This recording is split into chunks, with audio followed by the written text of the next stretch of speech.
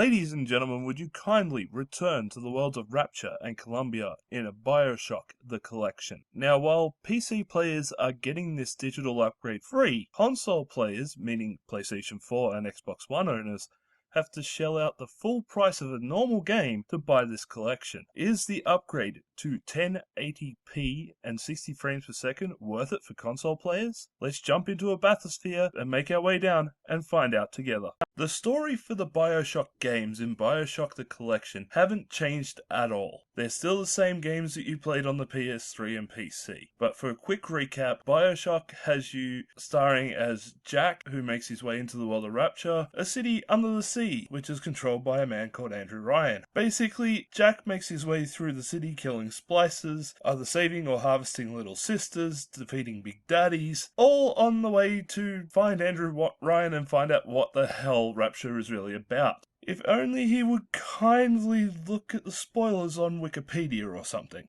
Bioshock 2 sets you 2 years before the events of the original Bioshock. This sees you take control of an early prototype of Rapture's Big Daddy called Delta, as he searches for the little sister that he was bonded to 10 years before the events of Bioshock 2. Delta faces off against the psychotic Sophia Lamb, who is using Delta's little sister for some inhumane experiments. Delta must make his way through Rapture, confront Lamb, and get back the little sister that he lost 10 years ago.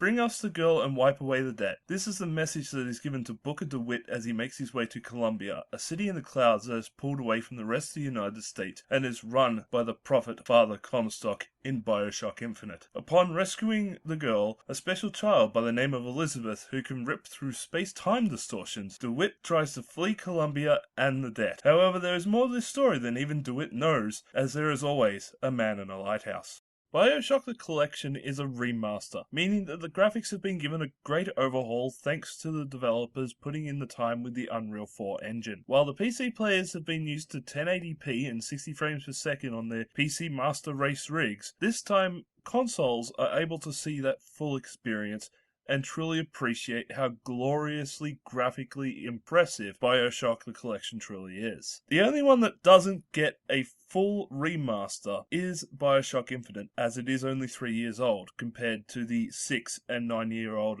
Bioshock 2 and Bioshock respectively. Now, if there is anything that can be called a perfect port, it's Bioshock the Collection. Every square inch of the 3 games is on display in its true glorious shiny, graphically awesomeness, I guess you could say. The moments from Bioshock and Bioshock 2 that made you go wow will make you go holy shit this time around, as they just look absolutely a million times better than they ever did on the PlayStation 3 and Xbox 360. However, if there's anything to take some points off of, it's that while the graphics have been improved, it seems to kill a few bits and pieces. People in particular don't look like people anymore because they're not hiding behind the dullish tone. Now they look like shiny puppet people, and it just breaks the uncanny valley that could be expected in a game like Bioshock Infinite, for example. Elizabeth's face still scares me. Plus, there are still some graphical glitches to behold, such as people morphing into walls when they die, or little texture pop-ins every now and again. Otherwise, Bioshock the Collection is a gorgeous remaster.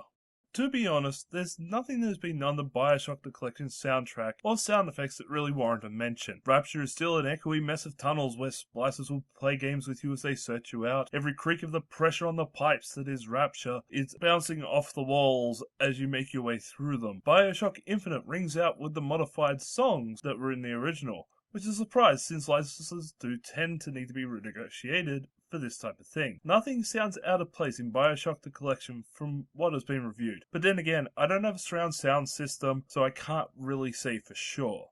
Gameplay, like the sound in Bioshock the Collection, has remained untouched. It's the exact same game with the same control styles that you had in the original PS3 and Xbox 360 version, which is a bit of a shame because it would have been nice to take them and put them into a universal control system, since the control styling of Bioshock Infinite is drastically different to Bioshock 1 and 2. However, none of this takes away from the fun. Going through the halls of Rapture is still a chilling experience. Flying across the skyline skylines in Bioshock Infinite is still stunning and fast-paced. Due to this being 60 frames per second, it doesn't surprise me. But what has been added to Bioshock the Collection is what really makes it stand out. Of course, you get all the DLC that was in the original games, so if you missed out on Bioshock's 2's Minerva's Den or Bioshock Infinite's Burial at Sea 2-part DLC, then this is your chance to give them a go. You also get all the challenge rooms that were in the original Bioshock, and you get 2 bonus things, one good, one bad. The good is the Bioshock Museum found on Bioshock, the original game. This is a interactive museum piece where you get to walk around and see a lot of the cut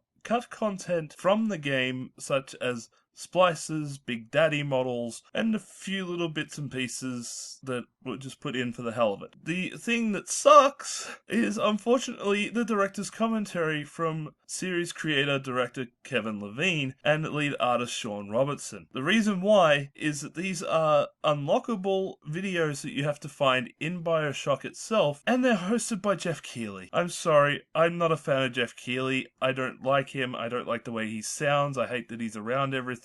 This would have been just better if it was Ken and Sean talking to themselves. Now, I'm going to be frankly honest here. I am a big fan of the Bioshock series. I love the games to death. I've played through all of them. I played the DLC. I had it all on the PlayStation 3. I also own it on PC. However, I'm quite happy to go out and shell out a full game price for 3 really good games that are running in the perfect way that they were meant to be originally. Bioshock the Collection is the type of game that I would recommend everybody pick up. If you're the first time player of the Bioshock series, you might enjoy the philosophy that goes in within the games, the imaginative set pieces, and the very well crafted stories. If you're somebody that's a bit of an old hand at Bioshock, like myself, it is still worth the price just to see these games in the true way that they were meant to be represented. But then again, if you're a cheapskate, the PC version, if you've already got them, have the remastered edition of Bioshock 1 and 2 available for free on Steam. The only thing is, you don't get any DLC with them, but that's what Steam sales are for. If you're willing to accept Bioshock the Collection's little flaws in the graphics department that were never ironed out, this is a really good game to pick up. I definitely give it 4 out of 5 stars.